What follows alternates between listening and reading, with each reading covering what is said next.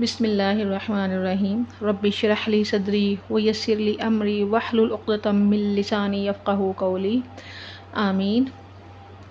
हर teacher अपने subject का माहिर होता है। जो भी टीचर परफेक्ट होता है, जो किसी स्कूल के लिए अपॉइंट किया जाता है, स्कूल वाले उसको परफेक्ट समझ के ही अपॉइंट करते हैं। अब हमने अपना आप खुद शो करवाना होता है कि हम अपने मज़मून में, अपने सब्जेक्ट में माहिर हैं कि नहीं। फ़ॉर एग्ज़ाम्पल, अगर कोई उर्दू की टीचर है मिसाल के तौर पे, तो वो पढ़ाने में माहिर होगी, पढ़ाई का अंदाज़ उसका अलहदा होगा। अगर वो ब्लैक बोर्ड पे लिखवाएगी, लिखाई सिखाने का अंदाज़ अलहदा होगा। अगर वो ब्लैक बोर्ड पे लिखवा के या ग्रीन बोर्ड पे लिखवा के याद करवाना चाहेगी, तो याद करवाने का अंदाज़ और होगा। और सबसे मज़े की बात ये कि वो एक ही पीरियड में तीनों चारों काम कैसे करेगी, ये भी एक बहुत बड़ा फ़न है। तो इसके बारे में तो खैर आज मैं डिस्कस नहीं कर रही, बल्कि मैं आपको बताती हूँ कि हमने पढ़ाई बच्चों को कैसे करवानी है। क्योंकि मेरे पास बुक है, तो बुक से मैं सिर्फ यही आपको बताऊंगी कि हमने बच्चों को पढ़ाई कैसे करवानी है, रीडिंग कैसे करवानी है।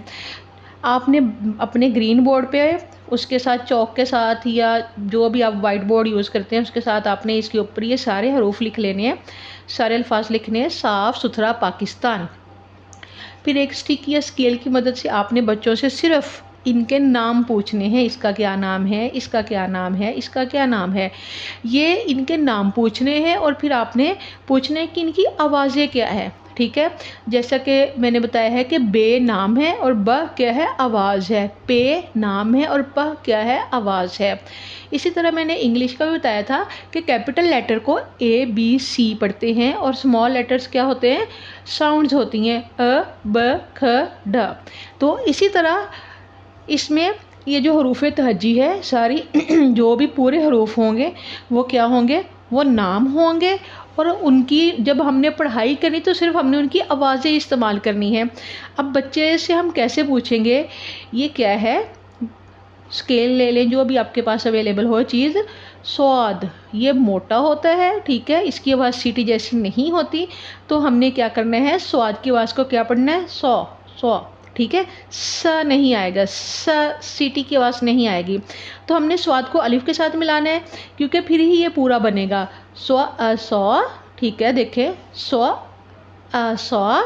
आगे इसकी आवाज़ क्या है, फ, साफ, साफ, ठीक है। अब देखें ये क्या है, सीन, सीन है, ठीक है। और सीन की आवाज़ क्या होती है, स सीटी की आवाज़ आएगी और ऊपर पेश है तो क्या हो जाएगा, ये सु। अब देखिए क्योंकि सु अकेला पढ़ेंगे तो आगे ये पढ़ना मुश्किल हो जाएगा। तो हमने क्या करना है, बच्चे को बताना है कि बेटे हमने सु को थ के साथ मिलाना है, थ, ठीक है। फॉर एग्जाम्पल ये यहाँ तक देखें और इसको अगर यहाँ पे इस पे को ऊपर रख लें तो ये क्या होता है, थ। तो हमने क्या किया, सु को हमने थ के साथ मिलाया तो क्या बन गया, सुत, सुत। थ की आवाज़ क्या होती है, था जो है ये ऑलरेडी भारी आवाज़ है तो इसने थ ही रहना है, सुत। आगे देखें, रा, सुथरा, ठीक है, क्या बन गया, साफ सुथरा। आगे देखें, प जिसके नीचे 3 नुक्ते होते हैं, क्योंकि ये छोटी इश्काल है तो क्या है, प। आगे अलिफ की क्या आवाज़ होगी, अ, प अ पा। तो ये है, बच्चों को पता होता है, ये क्या है, काफ, ये क्या है, काफ। आगे सीन के कितने दंदाने होते हैं बेटे, 3। तो इसमें से जिनके ऊपर कोई भी नुक्ता नहीं है वो क्या है, सीन है।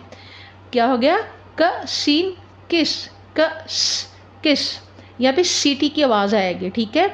आगे ये देखिए, ये जिसके ऊपर 2 नुक्ते हैं वो क्या है, ता, जिसके ऊपर 2 नुक्ते हैं ये क्या है, ता का दंदाना है। और ता के साथ क्या मिलाया हुआ है, अलिफ, क्या हो गया, ता, पा किस्ता, नून की आवाज़ क्या होगी, पाकिस्तान, ठीक है, पाकिस्तान।